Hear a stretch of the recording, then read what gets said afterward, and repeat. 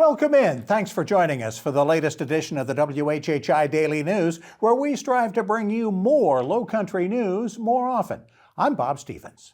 Testimony should have wrapped up in the jury tampering trial of Colleton County Court Clerk Becky Hill in Columbia after just 1 day plus of testimony. One of the jurors did actually testify last Friday. Details of that testimony, though, were ordered to be kept secret by Judge Jean Toll, except for the fact that the juror only spent about 15 minutes on the stand and was only questioned by the judge. Alec Murdaugh's defense attorneys asked for the trial, saying they have evidence that Hill had made disparaging comments during the Murdaugh murder trial that may have tainted the verdict. Hill had also written a book, Behind the Doors of Justice, detailing her involvement in the case, though it has since been pulled from publication. If you think life in Beaufort County maybe has become just a little more dangerous lately, research by the Charleston Post and Courier newspaper says you're right. There were 19 homicides in Beaufort County in 2023 compared to 8 the year before, a 137% increase in homicides, many of them north of the Broad, and there's also an increase in drive-by shootings, like the one that killed teenager L.J. Washington on New Year's Day. Sheriff P.J. Tanner says some of the murders are in retaliation, some of them were drug-related, and others may have begun as disputes on social media that escalated into violence. Tanner told the Post and Courier that the time it takes to try a homicide case also has to be cut down in order to make it a bit more of a deterrent. We are in the final week of voting in the Democratic presidential primary, with Joe Biden a heavy favorite, though he spent this past weekend in the state visiting a barbershop and speaking at a Columbia fundraiser Saturday night, then visiting a church on Sunday. He's trying to improve his polling numbers among black voters. He faces Minnesota Congressman Dean Phillips and self-help author Marianne Williamson. Early voting in the Democratic primary is available at the usual Beaufort County polling places through Friday. All the polling places will be open on Saturday. On the 12th, early voting begins for the Republican primary, available until that primary day, Saturday the 24th.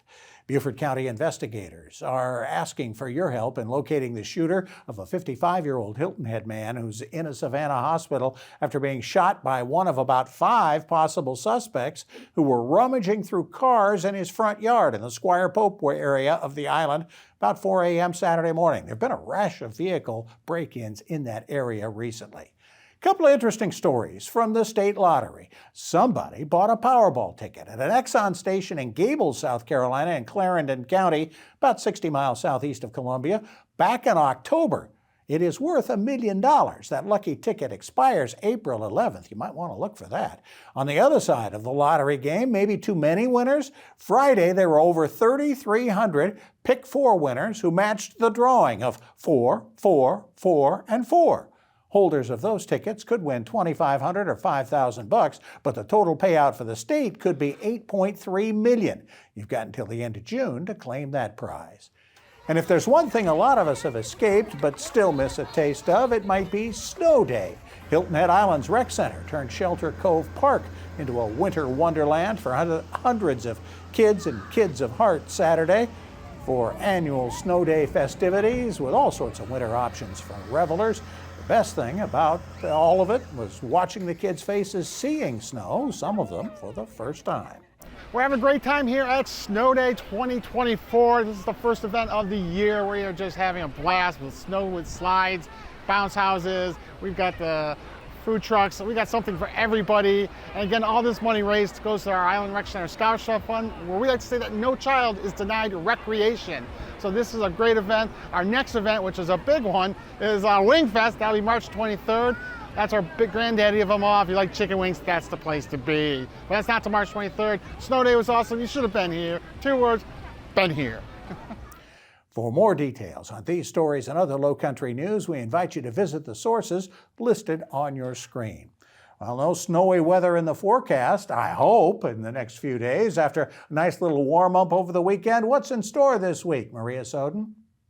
Thanks, Bob. Yep, so taking a look ahead, we are going to see a lot more sunshine this week with the temperatures staying mostly in the 50s and 60s. So taking a look at Tuesday, it's going to be sunny to partly cloudy, with Hilton having a high of 57 and a low of 41. Bluffton's going to have a high of 60, a low of 38, and Beaufort's going to have a high of 59 and a low of 40.